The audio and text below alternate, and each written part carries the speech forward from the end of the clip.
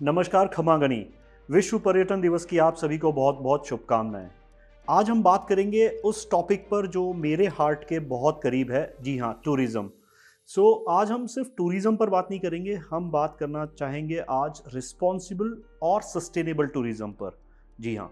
अब sustainable tourism क्यों?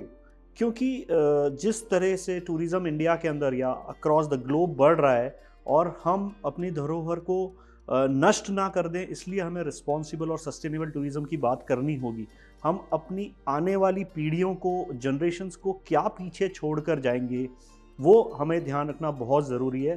तो ऐसा ना हो कि हमारे टूरिज्म के चक्कर में आने वाली पीढ़ियों का टूरिज्म खराब हो जाए, बर्बाद हो जाए, या इस प्लेनेट पे टूरिज्म बचे ही ना। तो travel, but travel responsibly. Responsible tourism matter क्यों करता है? वो इसलिए मैटर करता है कि हम जैसे फॉर एग्जांपल अब ओशियंस के अंदर प्लास्टिक बैग्स और इतना प्लास्टिक का डंप हम रोज़ देखने को मिलता है, लोग निकाल रहे हैं या गवर्नमेंट अलग अलग कंट्रीज़ की निकाल रही हैं।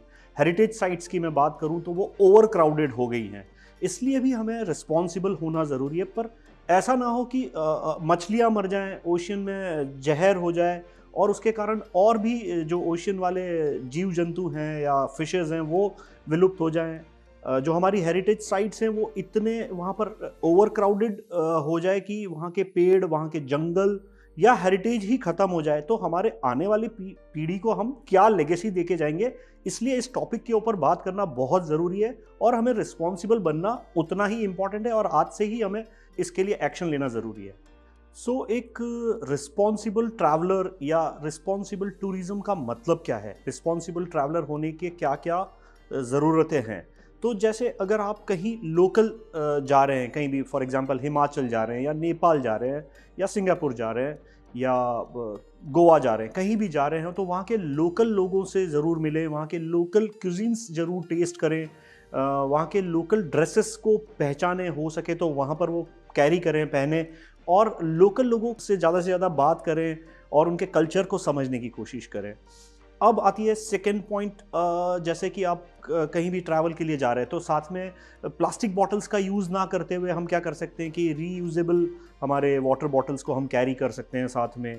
फिर जो भी हमारा वेस्ट है, रैपर्स हैं, कुछ खाने पीने का सामान है, उसको वहाँ पर छोड़ के ना आए और वाइल्ड लाइफ को बिल्कुल ना परेशान करें। अगर आप सेंचुरीज़ में जा रहे हैं, वाइल्ड लाइफ सेंचुरीज़ में जा रहे हैं, तो उनको परेशान ना करें, जानवरों को पीछे परेशानी ना हो, इस चीज़ का ध्यान रखें।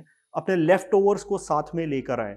तीसरी चीज़ जो सबसे इम्पॉर्टेंट है मेरी नज़र में, वो ये कि जैसे आप कहीं भी ट्रैवल कर रहे हो, चाहे राजस्थान हो, एमपी हो या कोई भी राज्य हो, कोई भी कंट्री हो, तो वहाँ के लोकल होम स्टेज़ में रुकें, लोकल जो उनके फूड है उसको बनवाएं, उसको खाएं, उन लोगों के साथ बातचीत करें।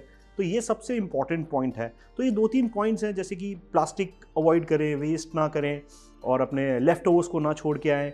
लोकल कम्युनिटी, लोकल फेस्टिवल्स, हाँ, फेस्टिवल्स के बारे में भी मैं कहना चाहूँगा कि कहीं भी आप जा रहे हों, जैसे अब हम उदयपुर की बात करें, अगर कोई उदयपुर आता है, वो गौरी के समय आ रहा है या हमारे जितने भी तीज वगैरह के त्यौहार होते हैं उस समय आ रहा है, तो उसमें ज़रूर पार्टिसिपेट करना चाहिए, so that we get the flavour of the particular place कि हम कहाँ ट्रैवल कर रहे हैं। अगर मैं एग्जाम्पल आपको दूं कि रिस्पॉन्सिबल टूरिज्म की तरफ गवर्नमेंट क्या कर रही है या लोकल ट्राइब्स या लोकल पीपल क्या कर रहे हैं, तो मैं आपको बताऊं। जैसे कि केरला की बात करूं तो केरला में इको फ्रेंडली टूरिज्म और विलेजेस डेवलप हो रहे हैं, जिसमें आप जाके रह सकते हैं, खा सकते हैं, घूम सकते हैं। सिमिलरली राजस्थान के लोकल ट्राइब्स भी अपने इसके ऊपर काम कर रहे हैं, जिसमें गवर्नमेंट उनको काफ़ी हेल्प कर रही है। लद्दाख में होम स्टेज के ऊपर काफ़ी काम हो रहा है गवर्नमेंट के द्वारा और लोकल लोगों के द्वारा। तो ये कुछ एग्जाम्पल्स हैं। इंटरनेशनल भी अगर मैं बात करूं तो यूनेस्को जैसे लोग हैं या और भी ऐसे हैं जो होम स्टेज को प्रमोट कर रहे हैं। तो ये एक एग्जाम्पल है कि क्यों ना हम लोकल लोगों को प्रमोट करें, उनको बिजनेस दें, सो दैट वो वहाँ के लोकल, जहाँ भी आप जा रहे हो, नेशनल, इंटरनेशनल, वहाँ के टूरिज्म को सहज के रख सकें। इसी कड़ी में मैं आपसे अगर आगे बात करूं रिस्पॉन्सिबल टूरिज्म की, तो एक कुछ टिप्स मैं आपको देना चाहता हूं। जैसे आप साइकिल्स का यूज़ कर सकते हैं इंस्टेड ऑफ कैब्स या व्हीकल्स या कार्स। आप बैटरी वाले साइकिल्स या बैटरी वाले व्हीकल्स को भी यूज़ कर सकते हैं।